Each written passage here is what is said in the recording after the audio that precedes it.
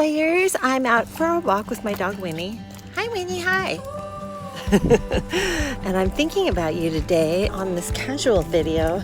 I want to just give you all of my tips for how I help lawyers who are not actor talent. I mean, a lot of you have been on TV, but you're not actors, you didn't go into that profession, and yet here we are, we all have to end up on video one way or another. There's 3 ways to work with us. Our agency does it all for you, online coaching, and self-study courses. And there's a lot of things that can really help you love yourself on video a lot better. Even just letting a video team do what they do, sometimes you still won't like yourself that much because you'll have certain issues that you just wish you weren't seeing on camera. But beauty is achievable even if you're not an on-camera, actor for a living.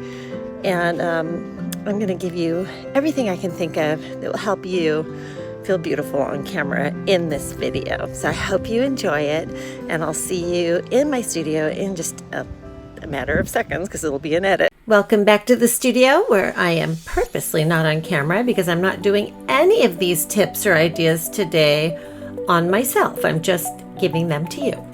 So let's start by talking about your wardrobe. One of my favorite law firm clients that I was shooting in Orange County, California said to me, "Mary, I just go to GQ, see what they're wearing, and I buy it. I don't think about it and I don't fight it." Man, he looked sharp on camera. So the first thing I would recommend you doing is a search on the latest fashion trends and finding something that works great for you. The worst thing you can do is to look dated. Don't grab your old funky stuff out of the closet. Also, you don't want your clothes to be ill-fitting. You want your clothes to fit and look great and modern and sharp. Think of it this way. You are your own wardrobe consultant most of the time when you're a law firm. That's why I'm trying to help you out here. Wear your brand's colors too, if possible. Think about it this way.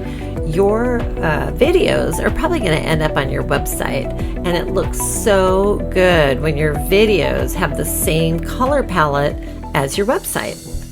Makeup. I think with almost anyone, if you lean into subtle makeup, it usually looks better. I do use makeup on men, just pretty much on anyone, to make sure that their skin looks very flat and it doesn't reflect the light too much in any particular way. So a lot of times, maybe if you're super young, you're in your 20s, it does look nice to have a little bit of shine, but that can really mess with the post-production editing. So making yourself look flat and sort of powdered more than you normally would in real life can look really good on camera. When you're planning your video shoot, a modern haircut goes a very long way in video production. I don't want to see an older guy, for instance, with big puffy hair that's not shaped or cared for. Sometimes older guys are just so happy that they still have their hair that they just don't want to touch it, and I totally understand that completely. But if you do need to have your hair long, you can also be sure that that long hair looks styled and cared for. If you're a woman or a they, you also want to look to see what looks modern and kind of organized. Sometimes I look to TV shows like Billions, who have great styling and branding. Look at how they keep an eye on their colors on Billions. Production tips for lighting.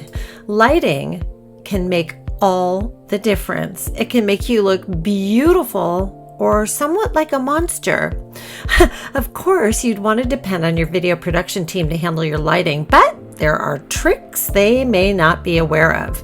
Maybe they haven't filmed a lot of non-actor talent, but many people over the age of 40 or so do not like their neck, for instance, and making sure the neck is in a shadow can make a big difference.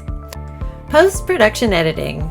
You may or may not know that almost everybody you see on TV nowadays over the age of, 12, I'm just kidding, have skin smoother of some kind.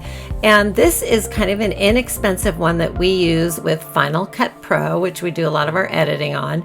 And it literally will take out, you know, some of the wrinkles, some of the lines. It just makes you look a little bit more cleaned up when it comes to your skin.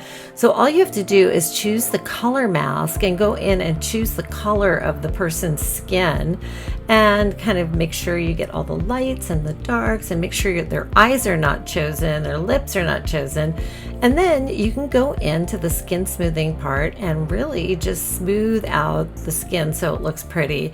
And I just don't see anything wrong with that. You might as well look smooth. Hey Winnie, hey. Winnie and I are concluding our walk now, and I just want to let you know that, you know, loving yourself on video is going to help you to be able to allow your videos to do their work. Thanks for watching.